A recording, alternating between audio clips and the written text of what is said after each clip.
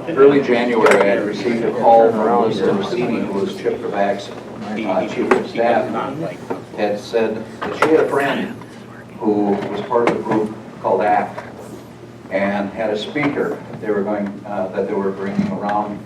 His name was John Guandolo, kind of told me a little bit about it and said, we'd love to put on an event in the Duluth area, wondering if you could do it. And I said, well, sure, when do you want this event? And this was Friday that they called me, and they said, next Friday. And I said, well, let me make some calls and see if I can find a room, and we'll take it from there. And so through that, I got to know Debbie Anderson. And through her is how I got Phil Haney into the area. Through a person I met through Phil Haney being here is how we had Osama Dakdak come several weeks ago, and then I got another call from Debbie. And so what I'm going to do is I'm going to turn the mic over to Debbie. She's going to tell you a little bit about ACT and what it's about, and then she'll introduce tonight's speakers. So here's Debbie Anderson from ACT.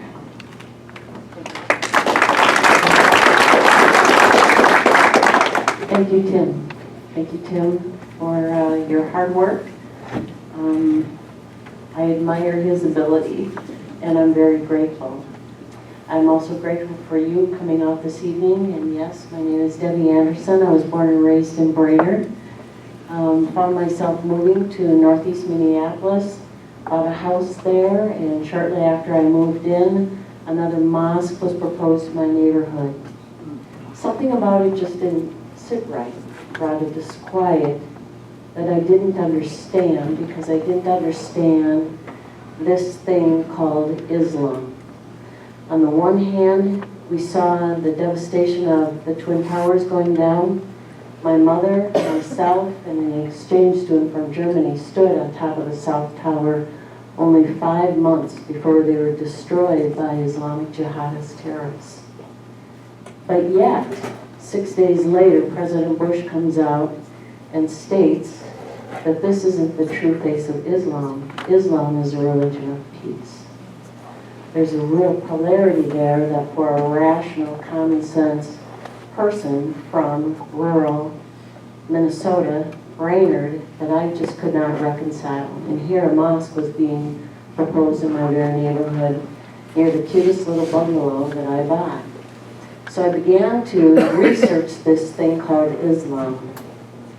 And what I learned has just been simply life-altering. What I have learned is that not all Muslims are bad, but I have learned that Islamic doctrine is a direct challenge to our celestial freedoms that our founding fathers had in mind for us, our cherished way of life, our cherished freedoms, our celestial freedoms that our Heavenly Father endowed us with, that the Creator endowed us with. A very direct challenge to that. So once I began to realize what this thing was, then I sat in my office and I thought, and I remember literally looking from side to side in the room and wondering who in the world I knew in my day-to-day world knew what I knew. And there wasn't a single soul. And so I just felt compelled as a mother, as a patriot, as a Christian, that I felt like I needed to raise awareness and educate my fellow Minnesotans about the grave challenges that Islamic doctrine poses to us. In my journey, I became acquainted with Michelle Bachman, who is passionate, of course, about this. And she opened up the doors to what I have called the A-Team, and I believe they are the A-Team. Michelle Bachman believes that they are some of the leading national security experts in the country. And so since over the past 3 years, yes, we've been working hard bringing in these national security experts and subject matter experts to begin this process of raising awareness and educating the folks. And so I'm very grateful that you're all here. Thank you very much. It's not a pleasant subject. but I believe it's a necessary one. As a mother, I care deeply about the kind of world that I pass on to my children. And so hence, I stand here before you, grateful to Tim and to you. So now I have the great honor and privilege to introduce you to the two guests, and I'm just going to introduce them at one time, and then they will take over, and they're all yours. So first, let me introduce you to the, if you would please stand. Clair Lopez is the Vice President of the Center for Security Policy, doing extraordinary work. And then also Chris Guabatz, who is the Vice President of Understanding the Threat. And with that, will you give them a warm welcome, please?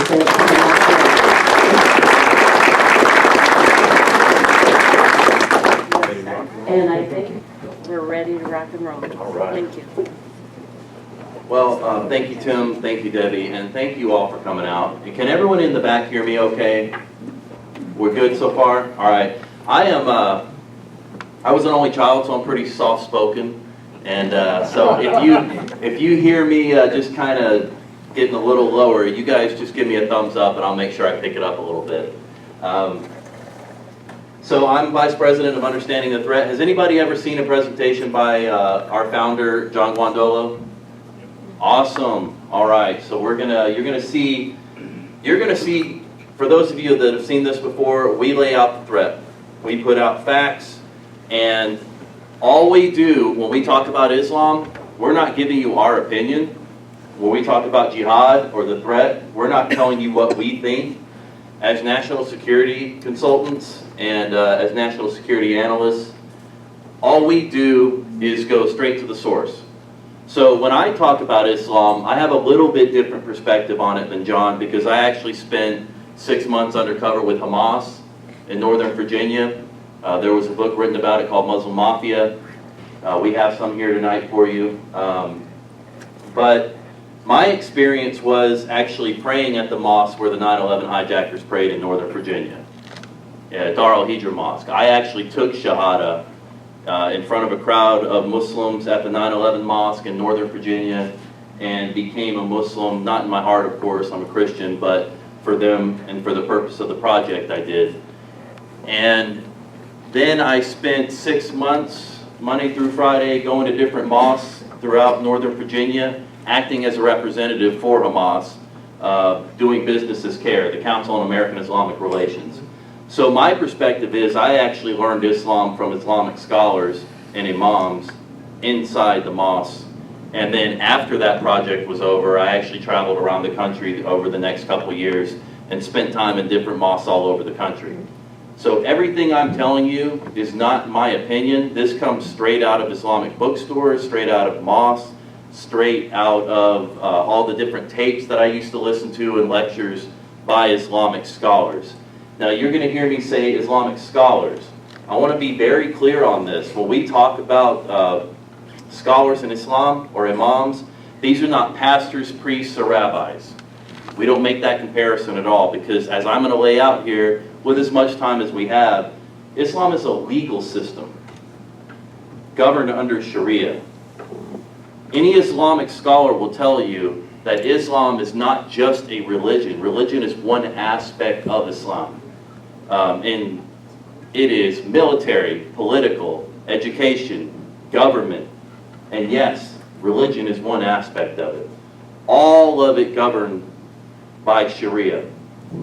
So as we travel around the country and we work with law enforcement, our flagship program is a 3-day program where we actually have law enforcement at the federal, state, and local level sitting down in classes for 3 days, and the first day is 8 hours on Islamic law, Sharia. Why?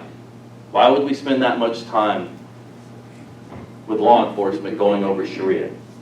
Because it's the enemy threat doctrine. That's why they fight. 100% of our enemies in this fight tell us that they are Muslims waging jihad in the cause of Allah to establish an Islamic state under Sharia. That's what they say, time and time and time and time again.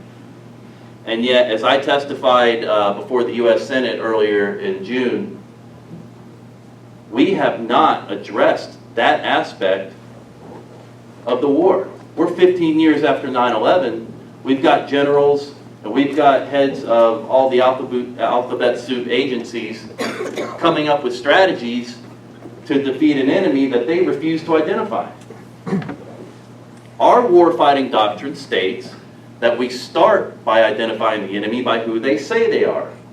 And yet, the past 2 administrations at least have said this has nothing to do with Islam. So what does that do? That means the generals, that means the FBI, that means DHS, they all have to find a solution somewhere else.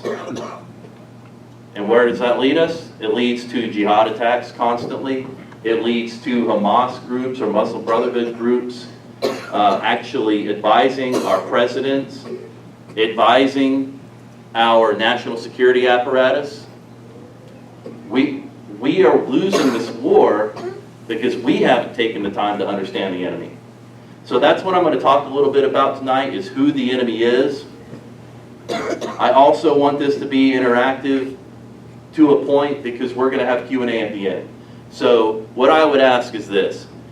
If you have a question, but it's not something that you have to know now, otherwise you won't understand if we go forward, feel free, raise your hand. You're not going to hurt my feelings. Interrupt me. We'll answer the question. What I'd like to do, though, is get as much of the presentation in and then have Ms. Lopez come up and speak to you about the red-green axis, which is the jihadi groups working with the hard-left Marxist socialist groups, like George Soros-funded groups and Black Lives Matter. And then after that, we're going to do a Q&A. So the Q&A, while we're going to, I think it was 2 hours that we were going to be here, but we'll stay as long as anybody here wants to ask questions. So we will get through our presentations as much as we can, and then if you want to stay for another hour or so, by all means, we're here to answer your questions. When we travel around the country and we're putting together strategies with attorney generals, with DAs, with law enforcement, sheriffs, that's great, but if they don't have the support of the citizens, it means absolutely nothing. So that's what we're here to do, is to give you a little bit of information. You will not know everything tonight. None of us could have learned this in a couple of hours, but we hope that will inspire you to at least do a little bit of self-study. Because the problem is, and this isn't your fault as citizens, by the way, our leaders are supposed to study the enemy. They're supposed to know this. The problem is they've been regurgitating everything they've been told. And then citizens have been watching news and regurgitating what they heard on the news. And we are not taking the time to study this enemy. And without that, we're never going to defeat them. So with that being said, let's roll into this a little bit. And I apologize in the back if you can't see this too well. I'm actually gonna break it down for you. But this is Jihadi John. So the question is, as I show you some of these slides, is this lawful or unlawful under Sharia law? But before you answer that, I want to ask a question. Raise your hands if you want to. Who here has read Islamic law? Okay, we got, well, Islamic law, which comes from the Quran and the Sunnah. So a couple people have read Islamic law. Okay. I'm going to ask a question. Lawful or unlawful? This is Charlie Hebdo attack. Lawful or unlawful under Sharia law? Lawful. Boston Marathon, lawful or unlawful? Very lawful. San Bernardino, lawful or unlawful? Orlando Mateen. Now, I want to pause here for a moment because I want to show you the catastrophic failure of our entire national security apparatus, particularly in this example, the FBI. How many times was Omar Mateen interviewed by the FBI? 5. 3 times. 3. They vetted him. He was fine. There wasn't a threat. And what did we hear after he committed that attack? He wasn't really a Muslim because he kind of went to nightclubs, he drank. There was a rumor going around that he was gay. So that means that he couldn't have been a practicing Muslim and a jihadi, right? Wrong. Wrong. Under Sharia law, what is the one way that all your sins can be forgiven? Deception. For all. Martyrdom. That's the one way, right? So, in a Muslim's life, they know that according to Islam, you've got a jinn on each shoulder, writing down your good deeds and your bad deeds. So if you've gone your whole life as a Muslim, and all you've done is you don't go to the mosque and pray, you don't celebrate Ramadan the way you're supposed to, you don't fast during Ramadan, you don't pay your zakat, maybe you're gay, maybe you go to nightclubs, strip clubs, drink, whatever. Let me ask this question before I ask the next one. How many of you in your life, at one point in your life, realized that, maybe one day I'm going to die and maybe I should take the afterlife a little bit more seriously? Yeah, I'll raise my hand really high. So, what do you think happens when a Muslim goes through that experience? If their bad deeds so outweigh their good deeds, are they less likely or more likely to commit jihad and wash all away those sins? Martyrdom. That is the safest bet. You are guaranteed. There are no guarantees in Islam. Even for a Muslim that lives their whole life and they know in their heart that they have more good deeds than bad deeds. Allah is all-knowing, all-powerful. Allah can just say, well, yeah, I'm not feeling too good today. You're going to hell. Because who are we to put restrictions on Allah, according to a Muslim, right? But according to Islamic law, martyrdom, Allah has guaranteed paradise. Now, when we see this narrative after every Islamic attack, jihad attack, what's the favorite narrative? The one today is that there's a mental illness, right? Before it was that they weren't really Muslim, and they drink beer, so they're not really a Muslim. They didn't go to mosque, so they're not really a Muslim. Where do you think they're getting all that information from? Us. Where? Us. Close. People that live here.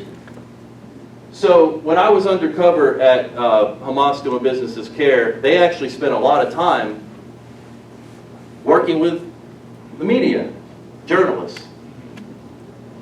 They actually spend a lot of time making sure that their phone lines are open, that they've made contacts with all the media, so that as soon as an attack occurs or anything having to do with Islam occurs, that the first person that journalist picks up the phone and calls is CARE. Why? So they can set the narrative. We have to get out of the mindset, and when I say we, again, I'm not putting the onus of blame on you as citizens. Our leaders should have done this a long time ago. I just want you to understand that we haven't taken the time to study our enemy and to realize that 100% of Islamic law states that jihad is obligatory, and jihad means warfare against non-Muslims. Now, we have to get out of the mentality, our national security apparatus particularly, but the citizenry in general, have to get out of this mindset that jihad is just guys that are pulling triggers and setting off bombs. Because that's not what war is it? War is total war. It's propaganda. It's media. It's influence operations. It's counterintelligence. And it's information warfare. Information warfare is the bulk of this war. Because there's a reason that when we travel around and we set up meetings like this, there's a reason that groups come out and call us haters and call us Islamophobes and whatever name it is. There's a reason that elected officials shy away from this topic. It's not a popular topic. They take a lot of heat for it. But why do they take a lot of heat for it? Because in the total warfare space, the information warfare space where you've got the media coming down on you, all of that has been driven by groups like the Muslim Brotherhood. Now show of hands, when I say the Muslim Brotherhood, how many people have heard of the Muslim Brotherhood? Okay, that's good. So,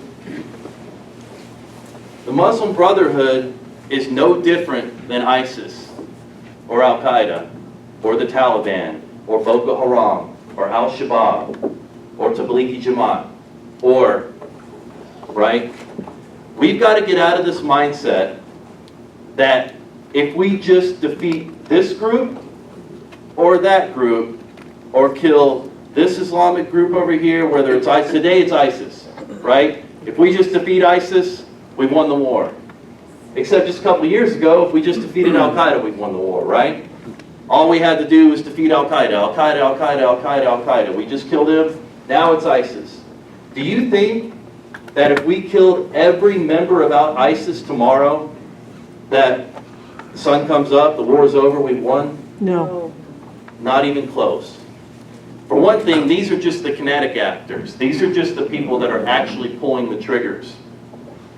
The war in the information space is primarily being run by two main groups, two large groups. One of them is the Muslim Brotherhood, and the other one is the Organization of the Islamic Cooperation, OIC. Is there anybody familiar with OIC? Okay. Again, you don't count. Again, part of the information warfare, if they keep us ignorant on these topics, they continue to win. The OIC is the second largest international body in the world. They are the largest voting bloc in the UN, made up of 56 Islamic states, the heads of state or kings of Islamic nations, 56 members, and Palestinian Authority, so 57 total votes. They have a major campaign to keep elected officials all the way up to the presidency and national security apparatuses around the world silent on this issue. It's more than just trigger pullers and bombers.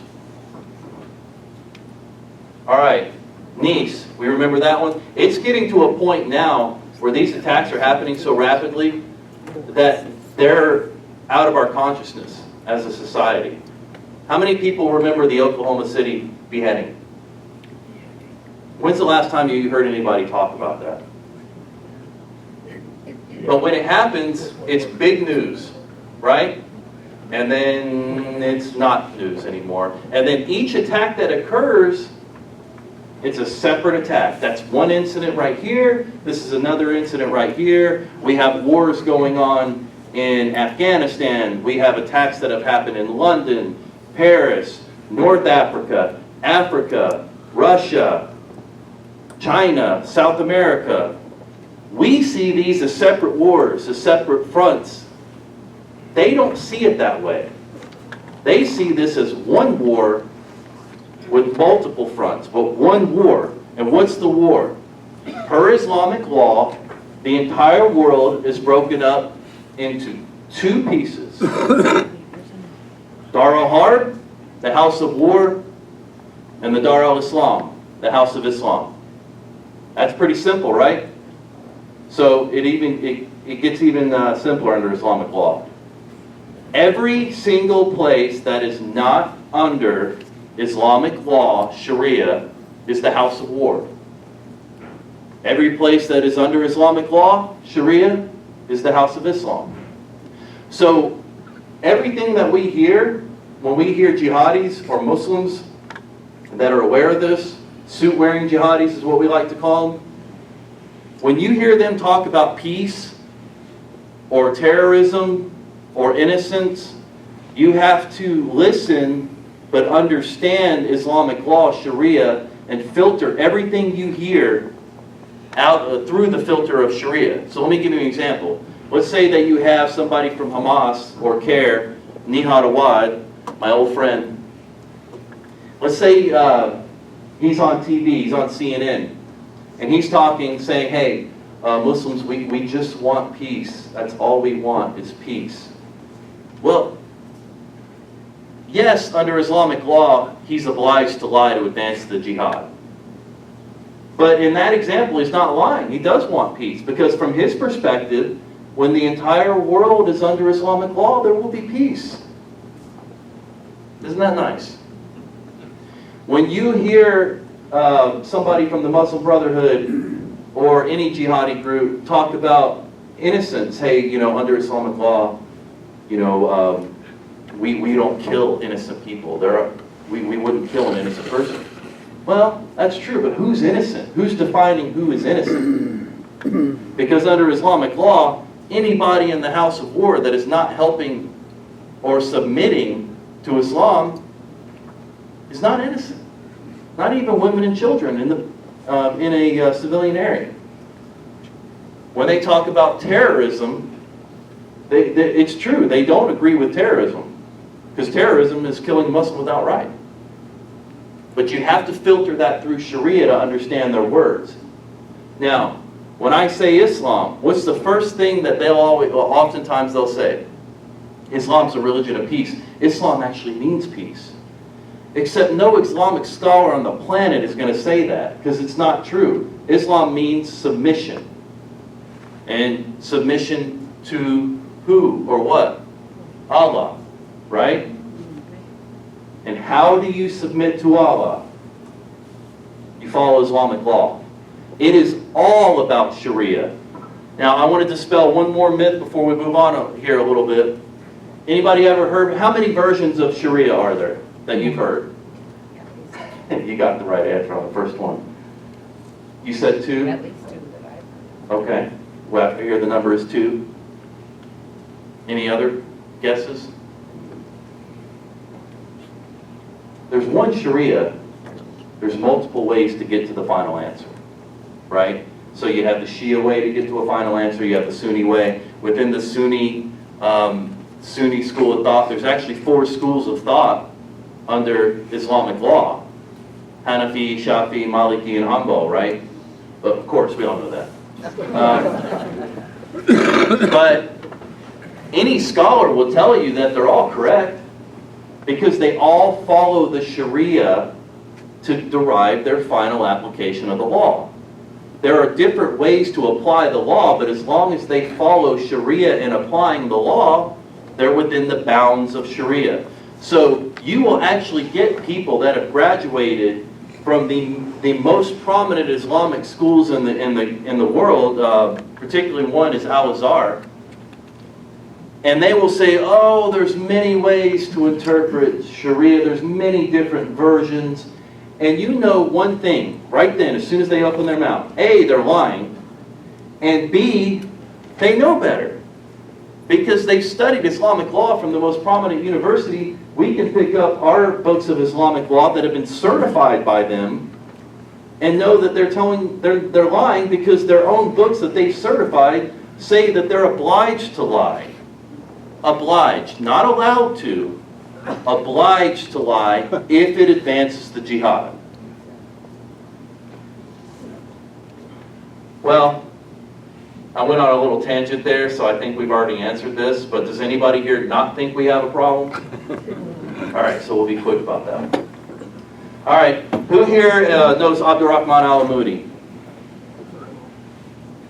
He was the most prominent Islamic leaders in the nation in the 90s.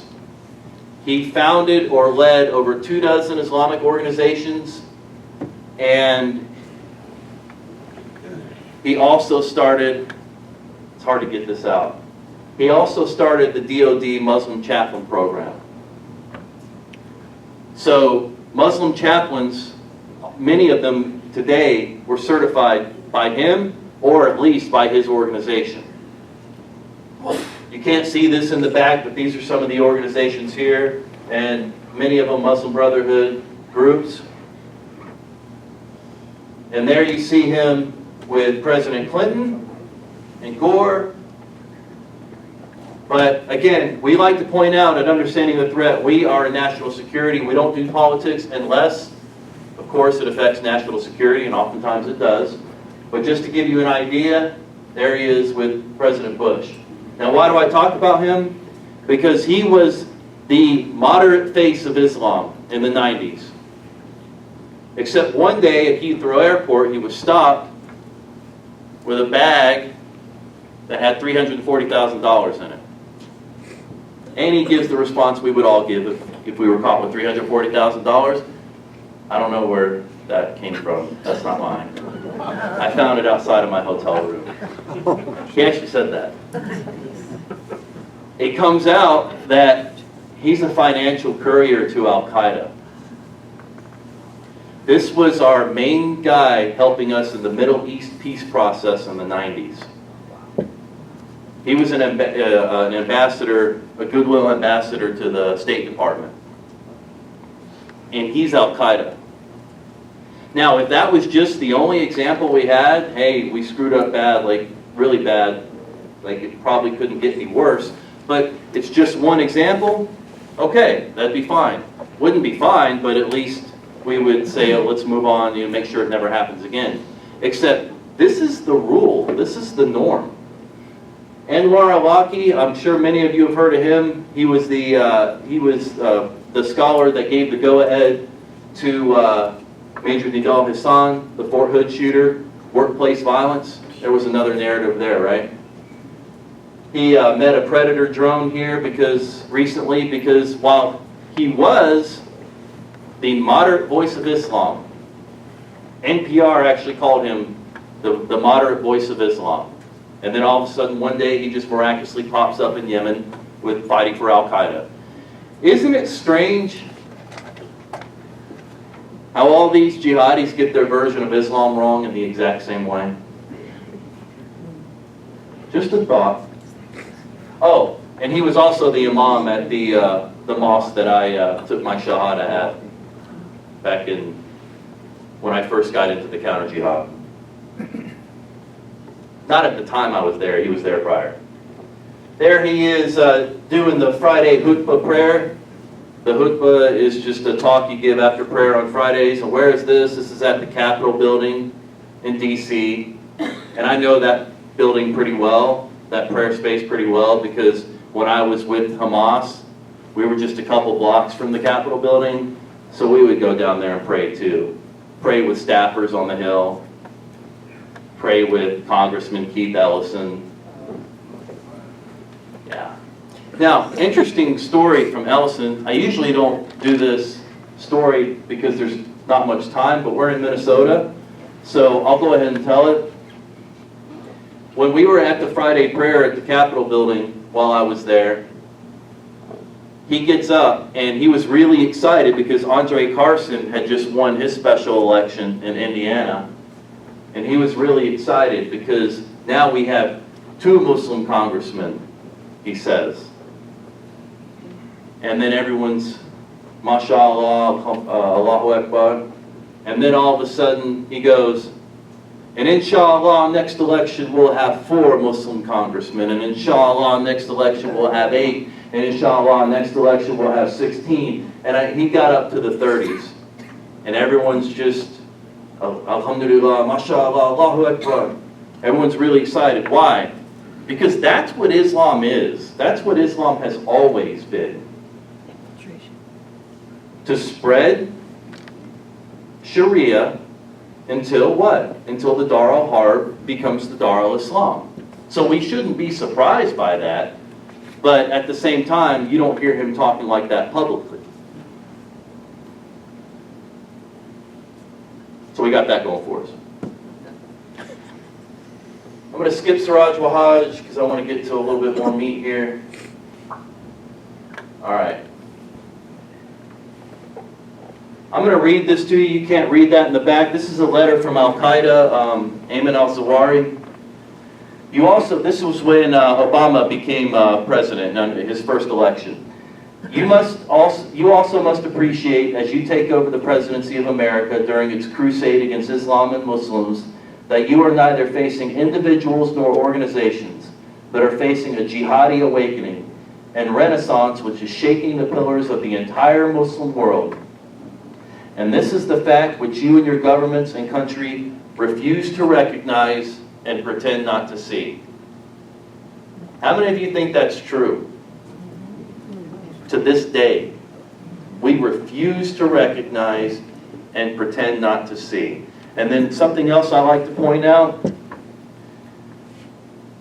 facing a jihadi awakening and renaissance which is shaking the pillars of the entire Muslim world. Why is that important? Because the Ummah, which is the global Islamic community,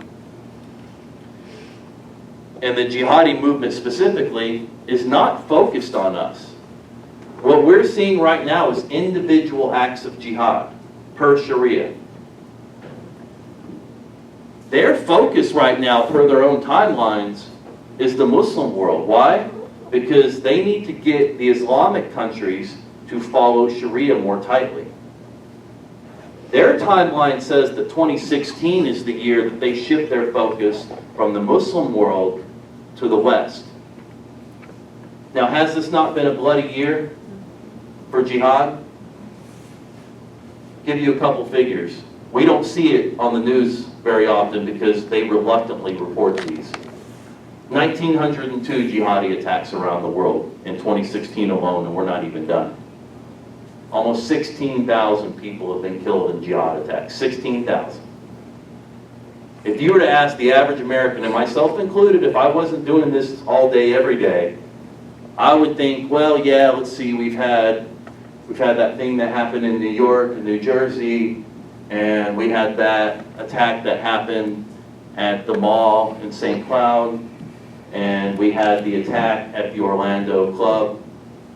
But if you go to a website called Religion of Peace, aptly named, they list all the jihadi attacks happening around the world. We're up to 1,902, and I'm sure that figure's changed because I just checked that yesterday. So it's changed, I can promise you. So this is a war that we don't even realize the casualties that are going on. So I ask you a question. This is how our national security apparatus has viewed this war. This is how the generals have viewed this war. For those of you in the back, this says violent extremists, and this is U.S. and West. Arrow, them against us. Those violent extremists, right? They're just always nipping at your heels, huh? Can anybody define what a violent extremist is? Neither can our generals or national security apparatus. Violent extremists. Why? Because we don't want to hurt somebody's feelings by identifying the enemy. We argue, at understanding the threat, that it looks more like this. Instead of just one group coming at us, which the flavor of the day right now is ISIS, but it used to be Al-Qaeda, right? This here says Al-Qaeda. So now it's ISIS, okay? They're attacking us. We see this as four-pronged, though. You have the jihadi groups attacking us, and then you have the Muslim Brotherhood, who our national security apparatus has outsourced our national security to this group. They're telling us this has nothing to do with Islam. And then you have the OIC up here, the second largest international body in the world, behind the UN, and the largest voting bloc in the UN, the OIC, attacking free speech laws here. There's a reason politicians are terrified to talk about this. We would argue that tough, get some courage and speak the truth, but it's because of the assault by the OIC, and their biggest campaign is Islamophobia. 10 years ago, they made that a major priority, and look at us now.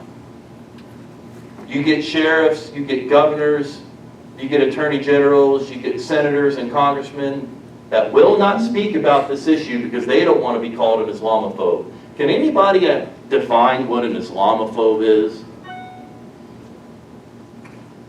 Well, I can't either, because it doesn't mean anything. This is a term that was created by jihadis and perpetuated by jihadis to keep people to shut their mouth so that you don't talk about this. Because as long as we don't talk about this, we can never defeat them. And then we have one more group up here. You can't see that, but that is the Marxist socialist groups. Soros, Black Lives Matter. Claire's going to go into that a lot more, so I won't steal her thunder on that. I will say this though, what do jihadi groups and Marxist socialist revolutionaries have in common? What is their goal, their common goal? In order, what's that? World government domination. Okay. Where can they work together? UN. UN? Okay, I'll keep it simple. While they may have different end games, the jihadis want to create an Islamic state, and the Marxist socialists want to create their utopian society under socialism or Marxism.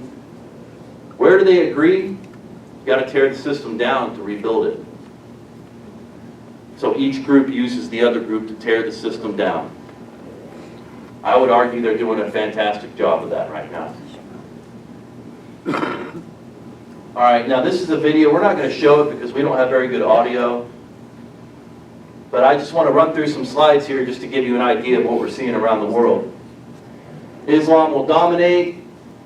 Sharia the only solution. No democracy, we want just Islam. Sharia for Britain. Sharia for the Netherlands. Sharia for France. Need for Allah's law, not man-made law. That's Germany. Sharia the solution for East and West. Germany.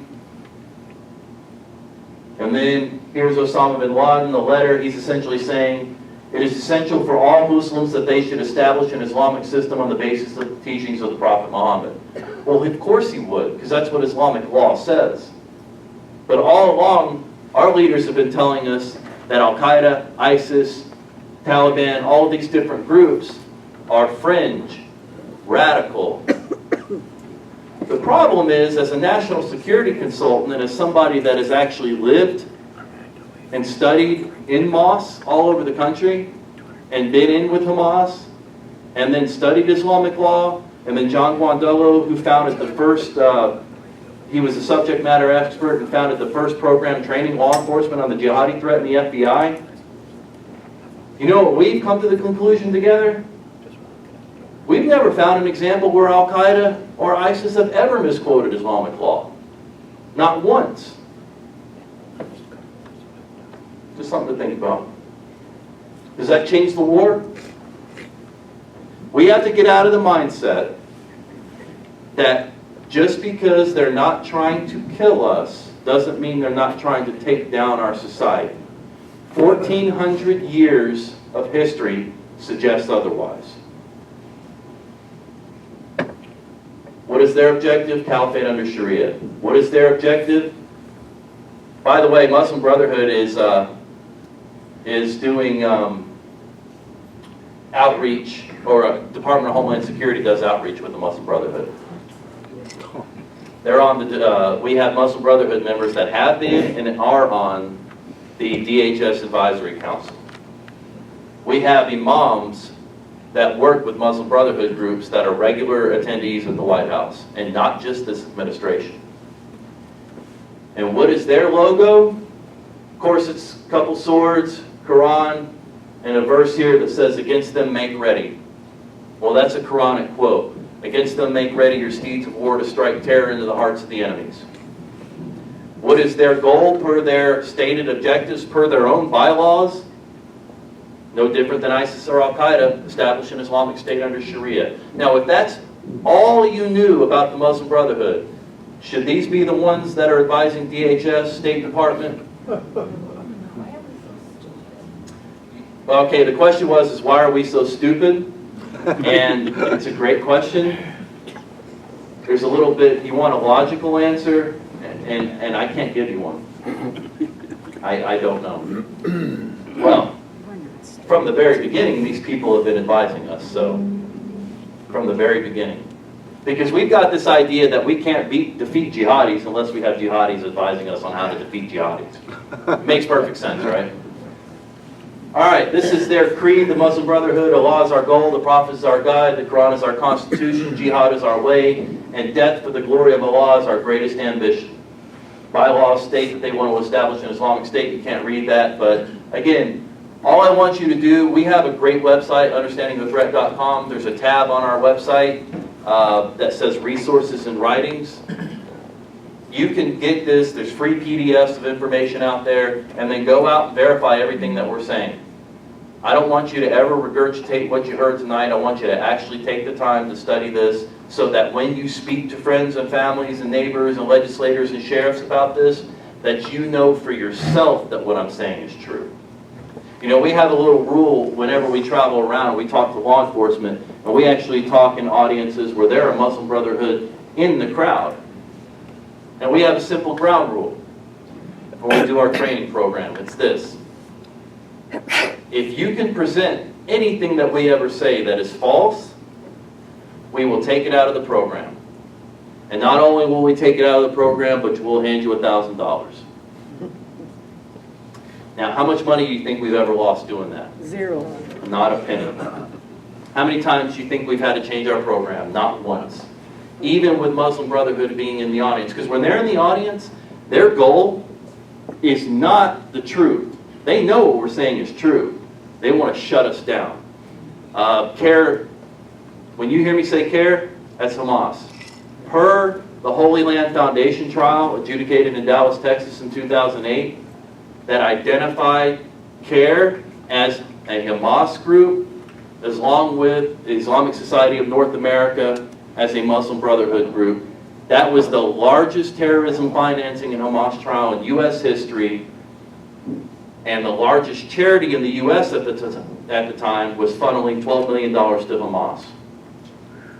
They identified CARE as Hamas. So when people say, oh, that's not true, well, I would say, okay, then call the judge, call the jury, and argue with the evidence, because the evidence has already been submitted. Well, why do I tell you that? Because CARE Minnesota just put out on CBS just printed a story tonight, because the founder of the company, John, is speaking in Bagley? Vaguely. Bagley? Vaguely. Yeah. Please forgive me if I said that wrong. It's vaguely. He's speaking out there tonight at a high school, and CARE comes out and CBS prints that CARE recommends that this training not happen. Yeah, of course they don't want this out there. They don't want people to hear the truth. This is not that hard. Once you hear it, you know the truth. When you hear truth, you know it. They don't want you to hear it. So of course they want to shut this down. They've been shutting, they're a big part of the reason that FBI agents are no longer trained on how to investigate and dismantle the jihadi network, because it was insensitive to Muslims. Of course it was. How am I on time? I can just get to rambling when we talk about the jihad. Okay, I don't want to cut Claire short, so I'm going to... Seven? Okay. All right.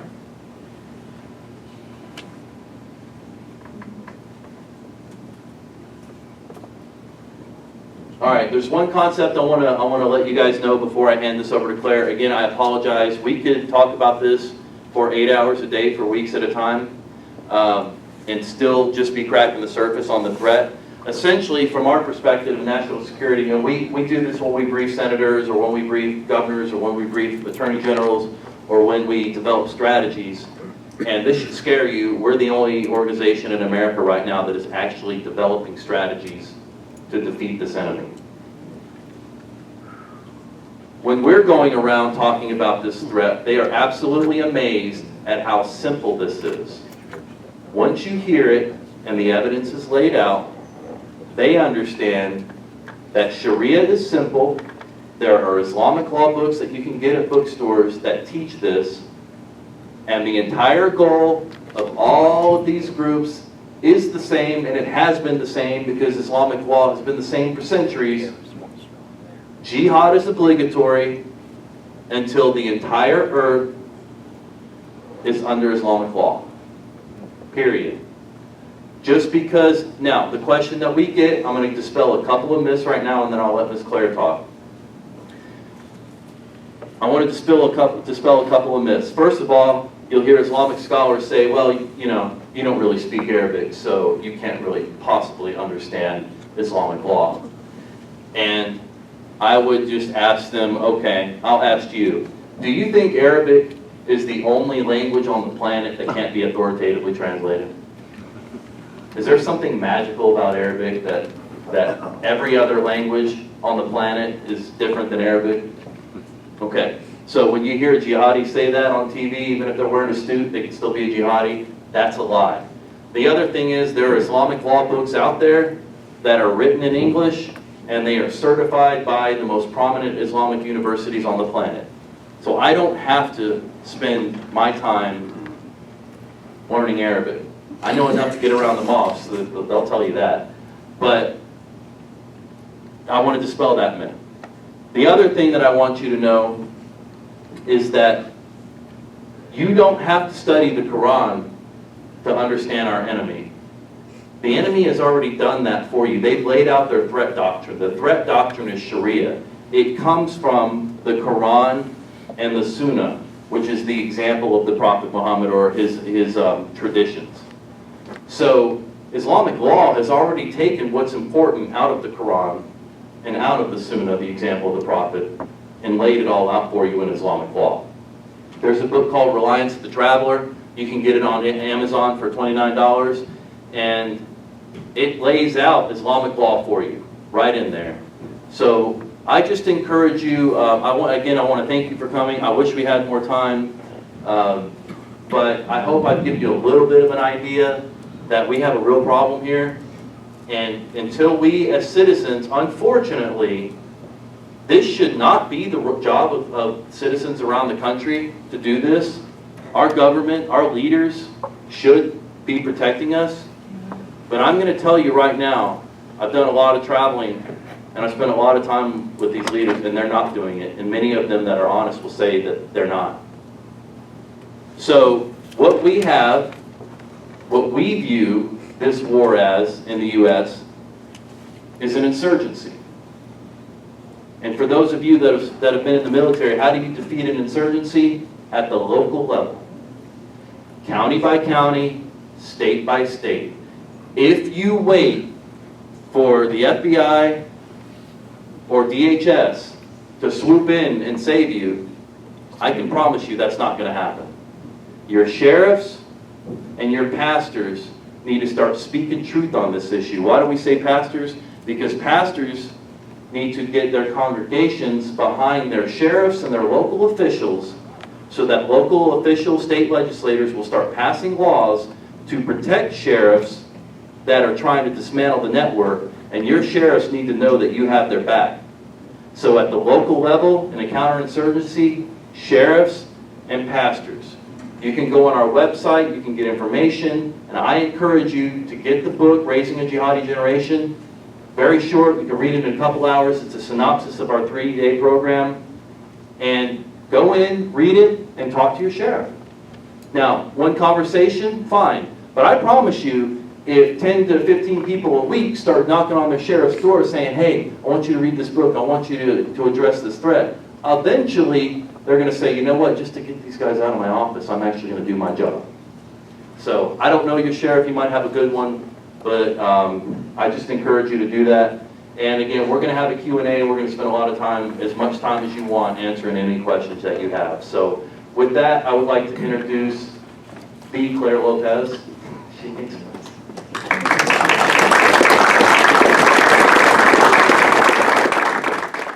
Technology is great when it works, and not so much when it doesn't. But with a little help from our friends, we've got it set up. So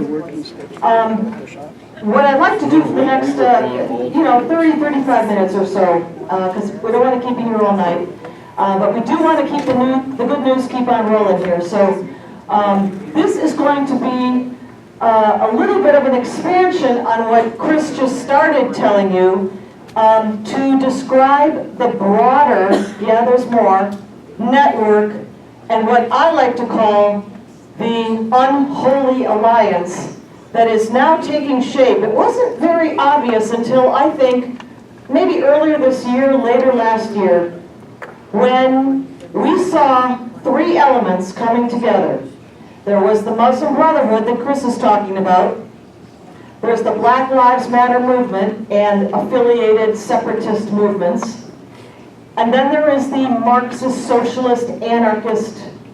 You know who Saul Alinsky is? All right, Alinskyite type of groups, including Communist Party USA, MoveOn.org, Occupy Wall Street.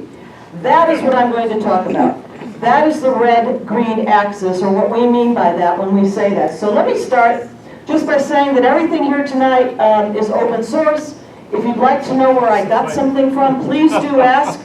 Or at the end, we'll have more Q&A. Or finally, if you would like, I've got my cards up here on the table, and you think of a question later on, please feel free to write me and let me know what your question might be. So, Unholy Alliance, okay? I guess you all do know who this guy is, right? Saul Alinsky, okay? Because this is an apple,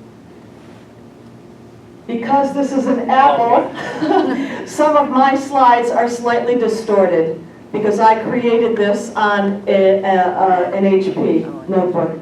So I apologize that some of the letters or words are going to be overwritten just a little bit.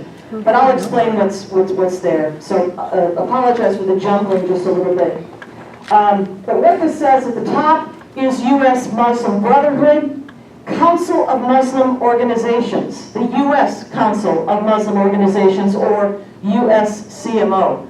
That is an umbrella group of the Muslim Brotherhood that just 2 years ago created the very first Muslim Brotherhood political party in America. Did you know we had one? We do. It's called the USCMO, and I'll talk some more about it. That is our first element. It is the Brotherhood. It's an umbrella group of Brotherhood groups.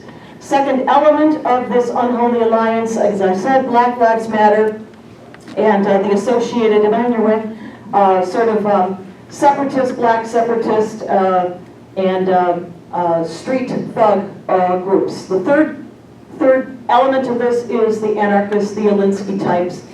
But again, as Chris pointed out, even though their ideologies are quite different, they are united in hate for America, for our system, for Western civilization, and they're willing to work together, at least on a temporary basis, to bring down the system. And that is the system that is the target, the U.S. Constitution, our legal system, and our law and order are the target. So that's what I'm going to talk about tonight, those three elements.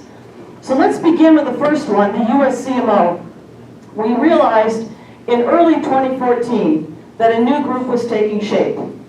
It formally came together in March of that year, 2014.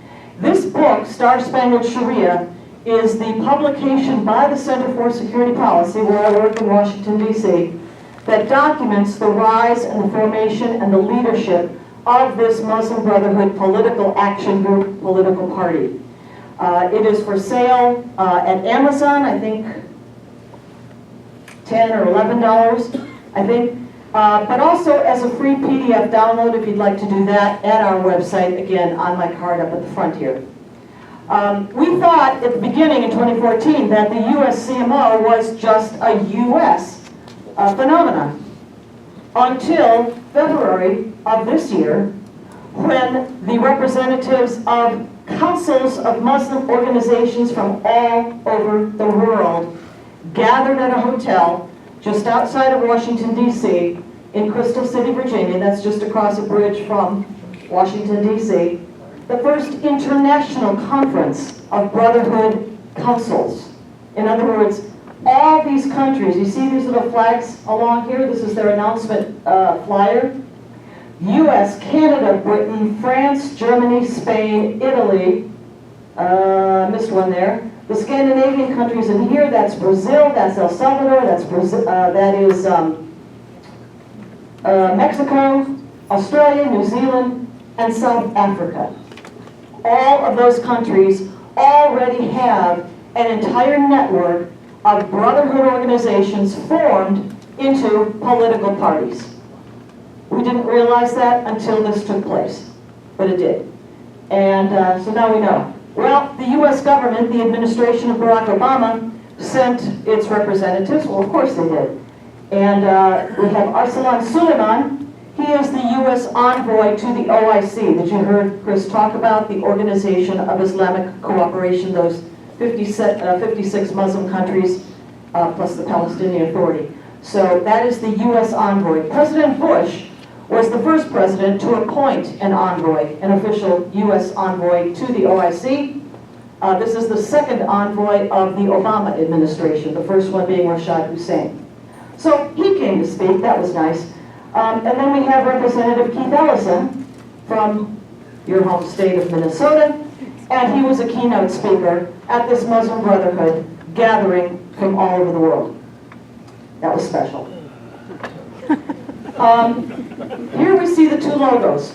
Off on the right-hand side, U.S. Council of Muslim Organizations as their official logo. Notice how it is absolutely draped in red, white, and blue. And its website is the same, much red, white, and blue. It's kind of why we call the book about it Star Spangled Sharia. Because it's certainly about Sharia, but they literally, some of the people in the photos on the website are literally draping themselves in the American flag. And women pictured on their website sometimes have hijabs in the pattern of the U.S. flag. So, Star Spangled Sharia. And then, of course, the logo on the left, again, what is that? Muslim Brotherhood that Chris was just talking about. So, it is about the Muslim Brotherhood, but it's an umbrella group, and it's got a lot of different brotherhood groups in it. The CARE though, Hamas in the United States doing business as CARE, is the lead organization of that group. Their idea is to become active and to encourage Muslims in America to become active in our political system. Now, ordinarily, we would say participation by citizens in the American electoral and political process, that's great. We want to encourage more of that. But when it is directed as an operation by the Muslim Brotherhood, whose jihadist objective is the imposition of Sharia to substitute for our Constitution, then it takes on a little bit more menacing character. They do have a very well thought out process for that.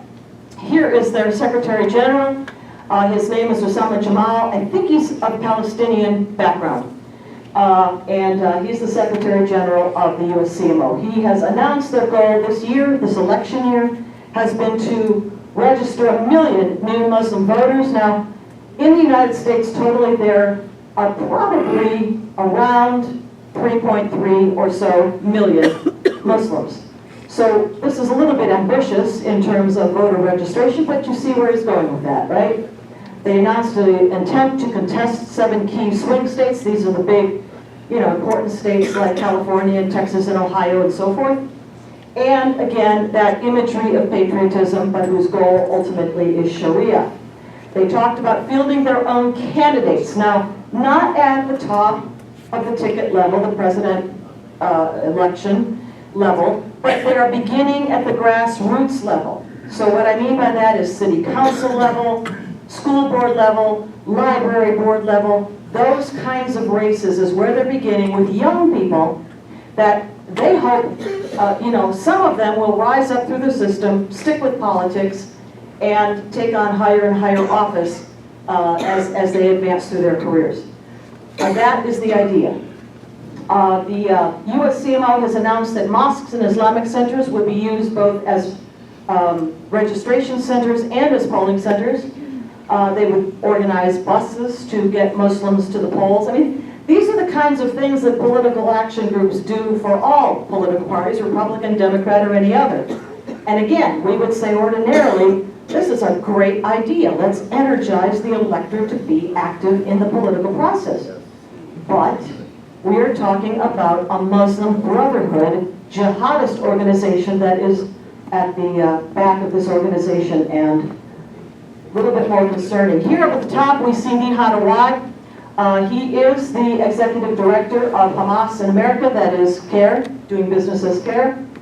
And he appeared last December at a big conference in Chicago of a Muslim Brotherhood pair of organizations. MAS is Muslim American Society, ICNA is Islamic Circle of North America, both of them unindicted co-conspirators in that Holy Land Foundation Hamas terror funding trial of 2008.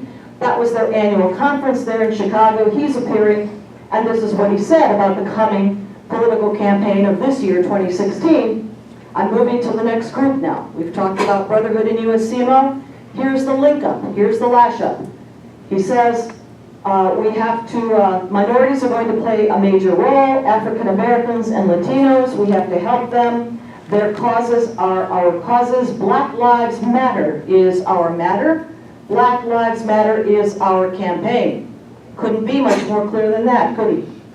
So, this is an announcement at the website of the Black Lives Matter, of the Muslim Public Affairs Council, another Muslim Brotherhood front organization that is part of the USCMO, and it is linked up with the Black Lives Matter movement. That's what I'm showing you here, the Muslim Brotherhood, Black Lives Matter movement working together. And so you see marchers here, demonstrators, with this sign marching down the street, Black Lives Matter, Hands Up Coalition, and so forth, and then that one down there, the same thing. But these are photos appearing on the Muslim Brotherhood website of MPAC, Muslim Public Affairs Council.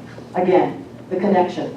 There is a deliberate attempt to co-opt the narrative, the language, the sentiments of the civil rights movement of the 1960s and onward by the USCMO, by the U.S. Muslim Brotherhood.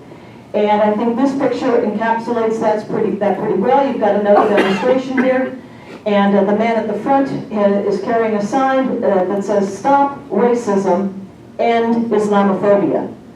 Lashing up, connecting the perfectly legitimate civil rights movement for the rights of African Americans in the United States of the 60s, now making that a connection and part of the narrative of the Brotherhood. In other words, you Muslims, they're saying, you Muslims are the new American blacks. You are the ones now marginalized, oppressed, victimized. You should feel like African Americans felt back in the day. And we'll help you. This is the message that's being passed. They are conflating, as I'm saying here, these memes, social justice, civil rights, and putting that together with this imaginary term made up by the Muslim Brotherhood called Islamophobia. By the way, I just got back at the end of September from the annual meeting of the OSCE, Organization of Security and Cooperation in Europe. It's a post-World War II security organization dedicated to promoting democracy, human rights, and everything that is good in the world. And this was held in Warsaw, Poland. And it was my first time there, although I was with a group of veterans who've been there quite a number of times before. And I will tell you that the entire theme of that meeting went on for 2 days. All kinds of plenary sessions, side sessions, was about Islamophobia, about calling discussion of Islam hate speech, of pushing the OIC agenda to criminalize any and all criticism or mention of Islam that in someone's subjective judgment is found to be offensive. That was the entire theme. We had representatives from all over the world over there in Warsaw. That is over there now. It's coming here soon if we don't demand that we stick by our First Amendment and demand that we stand by our First Amendment rights to free speech. All right, so the Black Lives Matter movement is aligned, as we're saying, with the Muslim Brotherhood. But let me just mention to you, show you what they've got on their website.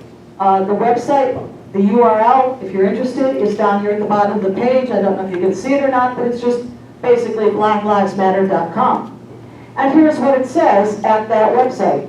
We are committed to disrupting the Western prescribed nuclear family structure by supporting each other, extended families, villages, and so on. To disrupting the nuclear family structure, father, mother, children. That is the pledge. That is the commitment of the Black Lives Matter movement, or at least part of it. With that, allied the Muslim Brotherhood. Here is one of the key leaders of the Black Lives Matter movement. His name is DeRay Mackison, and He's an A-list invitee, of course, to the White House, where he visits on a rather frequent basis. And he also does lectures all around the country. And at his website, you can actually go to his website and have a pick, take your choice of the various listed lectures that he offers. So, for maybe one of your next meetings, you could pick one of these, for instance, in defense of looting, maybe. That is one of the offerings on his website for a lecture. And I just want to maybe think about that. As we know, the Black Lives Matter movement is funded by George Soros, other wealthy and leftist, Marxist, socialist, liberal groups and individuals. It is anarchist, anti-American, Marxist, racist, violent, etc. As we have seen, it is embraced by the USCMO, the Muslim Brotherhood in America, and, oh yes, by the way, part of the Democratic National Committee statement or platform is a commitment to the Black Lives Matter movement. The one that wants to disrupt the nuclear family. When President Obama went to Dallas, Texas after the murder of those Dallas police officers back in July, he was at a memorial for the police when he gave a shout out to the Black Lives Matter movement. Now, DeRay Matheson has a real nice setup for himself. He lives in a home, a really nice home, that is owned by a couple, philanthropists James and Robin Wood in Baltimore, Maryland, a bit to the north of Washington, D.C., and they are wealthy donors to the Baltimore Open Society, which, as you know, is the George Soros organization, and this would be the Baltimore branch of that. And she, Robin Wood, is a board member of the Baltimore chapter of George Soros's Open Society. See the link up? Open Society, George Soros, Black Lives Matter movement, White House. He makes a nice tidy sum, I would say, not bad, as chief of human capital for the Baltimore School District. I think there's, yeah, we might want to look at that. All right, so you probably know that Telegram is an online kind of a communication channel. A lot of the young folks use it, and also bad guys use it, like jihadis use it. Anyway, this is a private channel, this one in particular, and I know you probably can't read the writing on this very tiny post here, but a jihadi poster let's see if I can see the date. No, the date's not on there, but it was earlier this year. Posted this up at the private channel, Telegram. It says, today in Baton Rouge, this was another place where police officers were murdered in the street. Today in Baton Rouge, 3 police officers were killed and many of them injured. Brothers, brothers, meaning Muslim brothers, jihadi brothers, take this opportunity and do dawah. That is outreach, that is call to Islam. Do dawah to the black community in the United States about the level of dignity they get when joining the Muslim community and help them in fighting the U.S. government. Nice, huh? This kind of thing is occurring perhaps more often than we would care to admit or that the media actually covers. I'm referring here to a news story from April of this year in which 3 Muslim men in a car with a bullhorn disrupted the Sunday service at this particular Orthodox church in Riverside, California. Beautiful old church there. Driving by and hollering, Allahu Akbar. Allahu Akbar, of course, means Allah is greater. That means greater than your God, whomever your God may be, his is greater. And it is also the Muslim jihad war cry, often heard during and before a jihad attack. The Black Lives Matter movement also has a UK branch, if you can imagine that. And this is a photo from August, just a few months ago this year, where Black Lives Matter branch in the UK blocked, totally blockaded with vehicles and marchers and banners the entryway to Heathrow Airport. They also They get around. They were over in Judea and Samaria too this summer, demonstrating there, again, making common cause with the Arabs who live in the Palestinian area to call on them to rise up against what they will call their oppression and victimization. So they're really getting around. That is Black Lives Matter movement. This is a really unfortunate posting, very graphic, horrific. It was put up by a Cleveland Browns football player. I'm from Cleveland, so this was really unfortunate. On Instagram, that's another one of those online channels or websites that many young people use.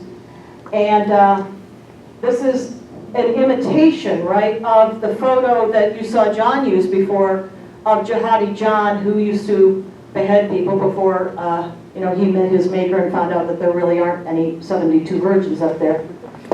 And this is what he posted on his website. It says at the bottom, they give polices, that's English, I think.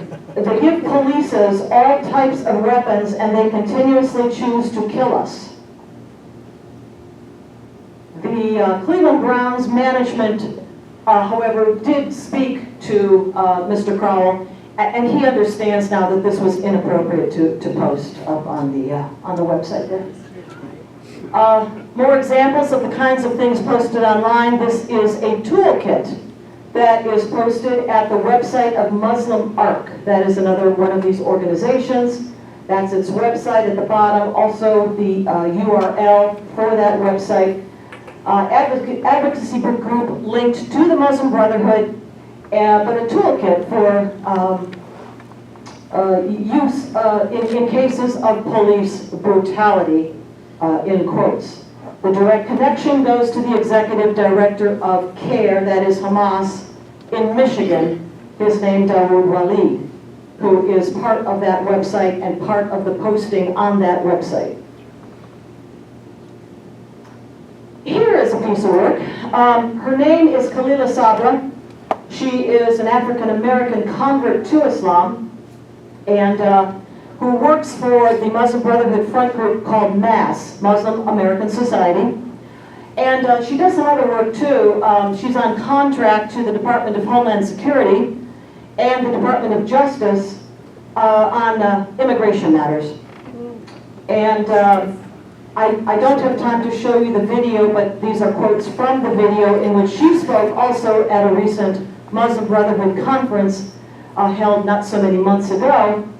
And from the podium she said, "You will see Muslims murdered in the streets if you don't rise up and assert yourselves," is the end of that sentiment there. And she says, "We," meaning we, the Muslim Brotherhood, it was a Muslim Brotherhood conference, "we are the community that staged a revolution across the world. If we could do that, then why can't we have that revolution in America?" Because we have guns at She home. works for DHS and DOJ on immigration. Oh, and then we go back a few years, and we find that in 2011, that is an earlier photo of her there, the same MAS that she works for, I'm sorry, I'm in your way, on their website posted a eulogy written by this little special piece of work here, Khalila Sabra, eulogizing Osama bin Laden, whom you will recall was finally killed in early May of 2011. So this is just after that, a few days later. MAS posts her eulogy of him on their website. And this is what she said. Osama bin Laden was a visionary who believed in the possibility of an Islamic State in Afghanistan. There was nothing wrong with that dream of a pure and merciful Islamic State in a Muslim land. Just touching. More postings from online. This is more evidence that I wanted to show you. This is from the internet, of course, of Hamas in the U.S., that is CARE. In this case, Chicago, the branch of CARE in Chicago, supporting the Black Lives Matter movement. This posting on the CARE Chicago, this is Twitter, says, if we're not in the streets protesting injustice, we should monetarily support Black Lives Matter. And then another one. As Muslims, we have an obligation to stand with our oppressed sisters and brothers and siblings. Hashtag Black Lives Matter. That's what that one says. All right, I'm going to go through these very quickly because I think you're all pretty much aware of the disruptions on the campaign trail this past, well, season, this year. And if I'm going to emphasize anything, it is that these disruptions were not aimed at any particular candidate or a particular political party, be it Republican or Democrat. These disruptions on the part of Black Lives Matter movement and anarchists and Alinskyites, which is the third group we're going to get to in just a minute, were aimed at the system, our political system and our law and order system. So I'm racing through these, but just know it is equal opportunity. They did it to Bill Clinton too, Black Lives Matter movement protesters. Plenty of violence, including this one out in San Jose, California, middle of the summer this year. Well, actually that was, I guess, just before, or early summer maybe you would say. And this Somali Muslim from Minnesota traveled all the way out to San Jose to be there at this rally, a Trump rally in San Jose, and to do this, jumping up and down and pounding on somebody's car. This guy here with a t-shirt pulled over his head. And then he takes off running after a Trump supporter here, whom he runs down and assaults and throws to the ground, just because that guy on the ground was a Trump supporter. That's the kind of thing that was going on. All right, then came shootings in a couple of places, Minnesota, and also Baton Rouge, Louisiana. We remember these this past summer. And those set off just a rampage of lawless violence in the streets. This is what the crowd chanted in Baton Rouge after Baton Rouge police officers were murdered. Yeah. You can see, and I had to blink out some of those words there. Then came the massacre of the Dallas police officers in July. This is what remained of the attacker after the police sent in a robot with an explosive device that sent him off to find out there aren't any virgins either. And it was a Black Lives Matter protest march in Dallas that initiated this whole sequence. The march itself was peaceful, but obviously this was not. The Dallas police chief thought that everything was, as he said, well planned by this shooter. These are the 5 who were killed that day in July. Now the march that preceded the sniper killings was led, and I want to emphasize again, a crossover, a link up here between the Christian left and the Black Lives Matter movement. So that protest march, again, it was a peaceful march. The march itself was not violent. Led by this, well, he calls himself a reverend, but if you look at his appearance, the beard and the short pants, you know about the short pants thing? Floods? Okay. Hardcore believing devout Muslims believe that Muhammad, in the hadiths or in the sayings of Muhammad, talked about that Muslim men should wear their pants short, above the ankles. Really attractive, I think. But in any case, that's what they believe Muhammad did and wanted Muslim men to do. So look at his pants. Look at his beard. And here's what he said in an online posting again. This is before the Dallas shooting, a couple months before. He said, the police are always prepared for a gunfight. We shouldn't be surprised when they actually get one. This is a self-described reverend. Worse yet, he wrote, again online, prior to the Dallas shooting, in our Islamophobic society, I have no question that Jesus is so intimately incarnated with and connected to our Muslim friends that he has become one. A Muslim, that is. If we want to walk with Jesus in this moment of extreme oppression and marginalization, we will too. Will too what? Become Muslim. That's what he's saying. And you may have heard of this word, Chrislam, which is this melding, this blend over of these sentiments from the Christian left to and with Islam. This is the guy that was responsible for this. He's the sniper shooter in Dallas, responsible for the killing. I'll just point out some of his connections: Nation of Islam, Black Liberation Party, and so forth. Let's talk about some of those groups a little bit more. He attended this mosque down in South Dallas. At least at some point in time he attended it, perhaps not on a regular basis. It was run by members of Louis Farrakhan's Nation of Islam, which is not, by the way, that I know of, associated with the Brotherhood, the Muslim Brotherhood. I do not know of a connection between Louis Farrakhan's Nation of Islam and the Brotherhood. But in any case, that's the mosque that shooter attended. Then comes Milwaukee in August.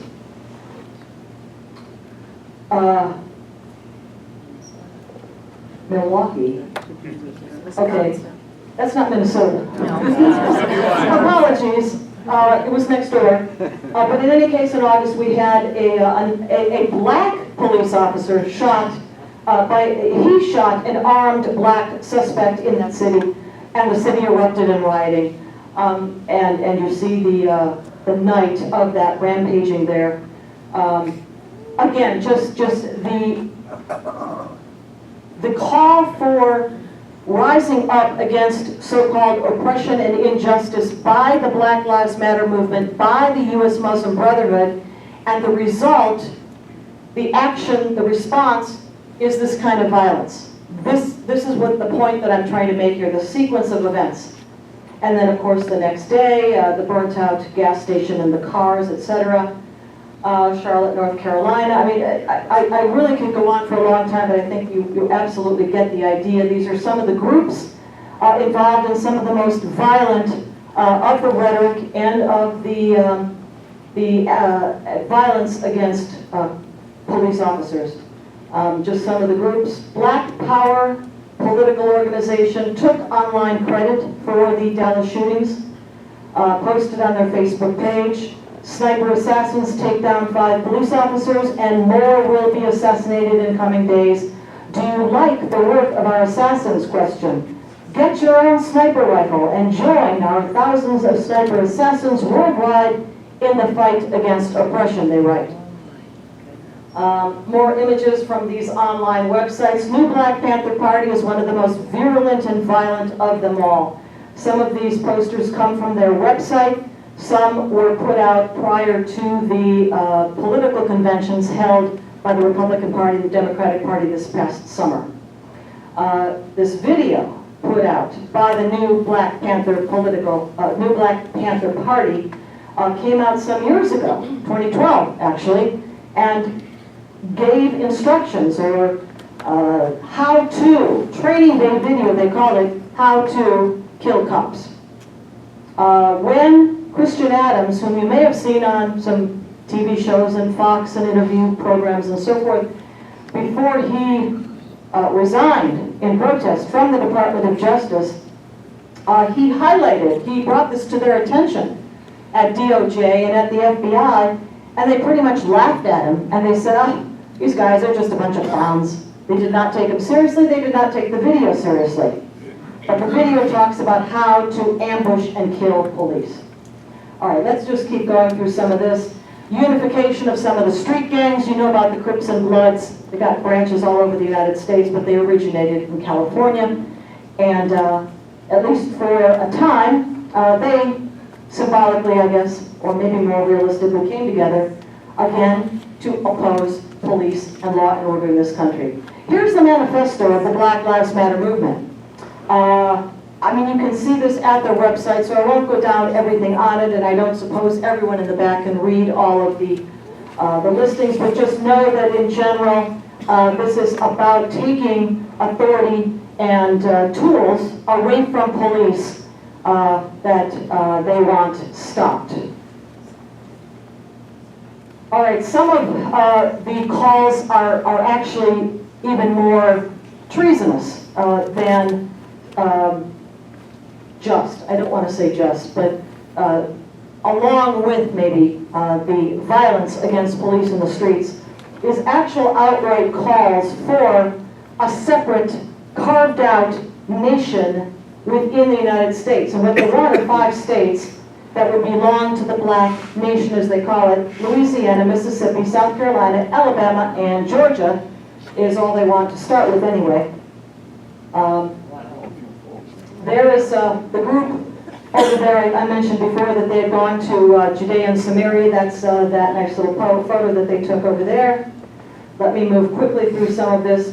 I want to get to the last group, and that is the anarchists, Marxist, socialist, communist, leftist, anarchist, Alinskyite acolytes, if you will. And so there is Saul Alinsky with his most well-known book, Rules for Radicals.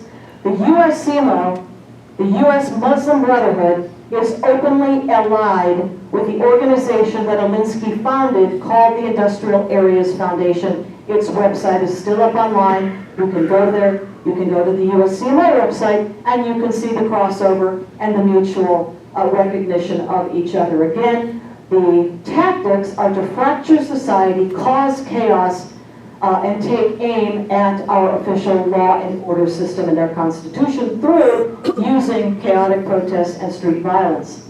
Anarchy is absolutely the objective.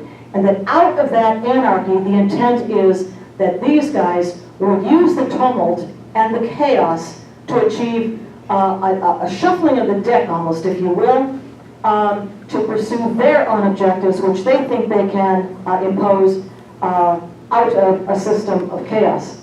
Now, here are some of the groups, including Weather Underground, Bill Ayers, Bernadine Dorn, Move On, Occupy Wall Street, F the Police, Communist Party USA, all of these under that general umbrella group. And I want to show again the crossover. So here we have another street demonstration about Ferguson. It is a Black Lives Matter demonstration, and I know you probably can't see the small type or the small letters here, but these are very nice pre-printed placards. One kind of wonders where they came from, but Ferguson is everywhere and all that must stop. And then you look at the bottom, who made these placards? RevCom.us. That would be Revolutionary Communist Party USA. That's who made the Black Lives Matter placards. Okay, you see how that works? And this is from the website of the Communist Party in the United States. I draw your attention to the yellow highlighted part here. The ultimate all-out revolutionary struggle to sweep this system away. At least they're honest about it, right? That is their objective. That is what they're after. Some placards or signs, again, pre the Republican Party convention in Cleveland, Ohio, things from their website, and Socialist Revolution, shut down Trump. But it was about Philadelphia too, which actually turned out to be more violent than Cleveland, a little bit surprisingly maybe. They called for a day of rage. The Black Lives Matter movement did. If you may know, day of rage is something that has been called often by the various Muslims around the world who, when offended that somebody said something about Muhammad or maybe did something with the Quran that they didn't like, they set off on a rampage of, lawless looting and property destruction and murder. Well, that's what they do. So the Black Lives Matter movement thought that was a kind of good idea. So they called for one too. It didn't really materialize, but they obviously had the idea and were thinking about it. Lovely poster again, pre-Cleveland Republican Party convention. And I just want to draw your attention to the woman up in the corner here. You can see the barrel of a rifle off on her side there. He's got a nice big chain around his neck there. And then we have, I think we recognize him, yeah? Lamont Hill, frequent guest commentator for Bill O'Reilly's show on Fox News. He was there too. That is a new Black Panthers Twitter page poster. More of, that kind of stuff. Okay, who's funding all of this? Well, George Soros, whose organization provided $650,000 in May of this year, 2016 alone, to the Black Lives Matter movement. Unfortunately, Ben & Jerry's, Ford, Heinz, Plowshares, Rockefeller, etc. This is a small tip of the iceberg, a sampling of the organizations which fund and support groups like the Black Lives Matter movement and those others that I mentioned, MoveOn.org, Occupy, and so forth. These are the very wealthy individuals and foundations in America that fund them because they need money to support, to survive. Democratic Alliance, another wealthy donor club.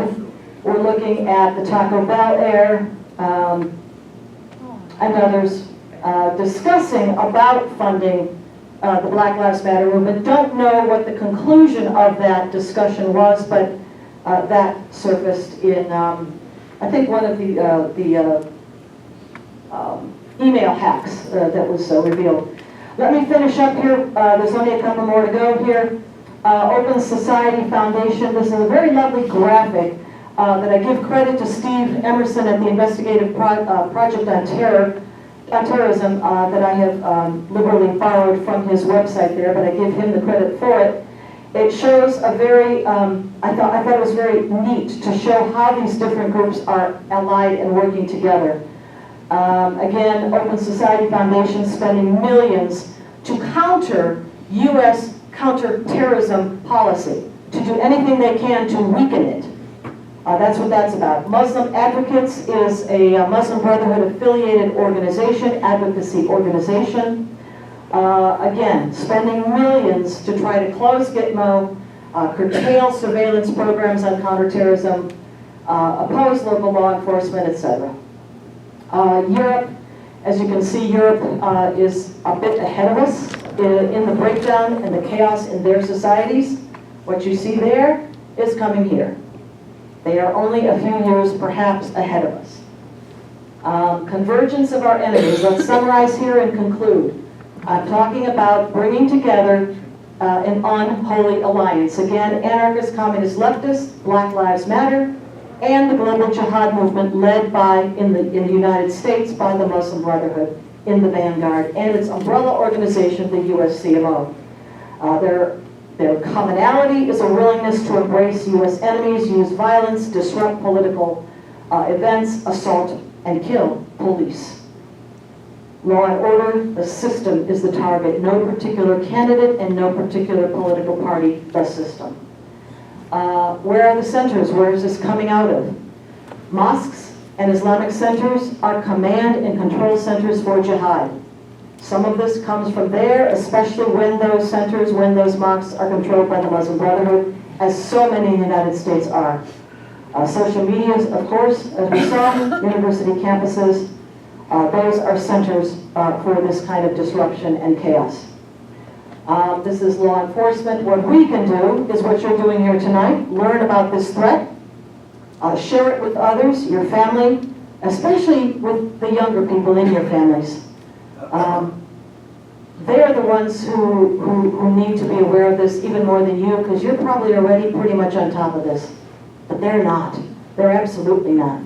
So whatever you can do to share this with the younger people in your families will be to the better, to the good.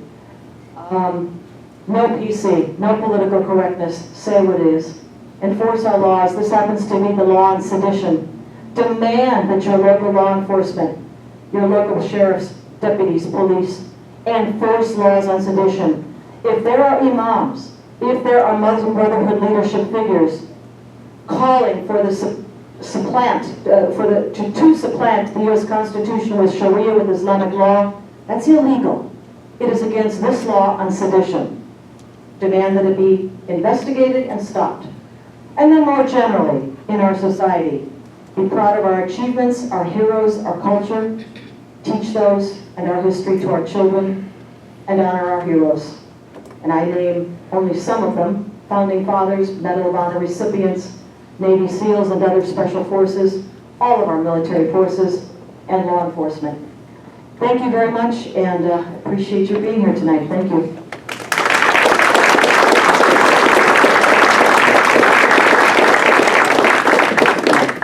So I'll ask Chris to come on back up here and join me, and would like to throw it open to your questions. Whatever you might have thought of, please ask away. I've got a half a dozen questions, but one of them that concerns me is that if the United States, the people of America, the non-Islamic people of America, if we rise up and fight against this, is DHS, and when I say fight, I'm talking physical, violent fight, because what you're telling us, 5 years from now, it's probably going to happen. Is DHS going to be fighting against us or with us? Depends on who leads DHS, and I will mention Jay Johnson, the current Secretary of Department of Homeland Security, who appeared just this past summer, a couple months ago, at the annual convention of the Islamic Society of North America, the largest Muslim Brotherhood front organization group in America. He appeared at their conference in Chicago and said, I stand with you. I'm with you. Okay? If he or someone like him remains at the top, and his other leadership at the top of DHS, then guess who is the target of countering violent extremism? It's not these guys on my presentation. It's us. Over here. How have you been received by our local law enforcement, and how well are you received by local governments? Here in Minnesota, we are here this week. Chris and I have teamed up to speak to a number of sort of private citizen groups like yourselves, audiences. We also had a wonderful lunch yesterday with a number of local state representatives, legislators, and today with some who are running for state office. So on the common citizen side, and your elected representatives and those who are running, we've had a great reception.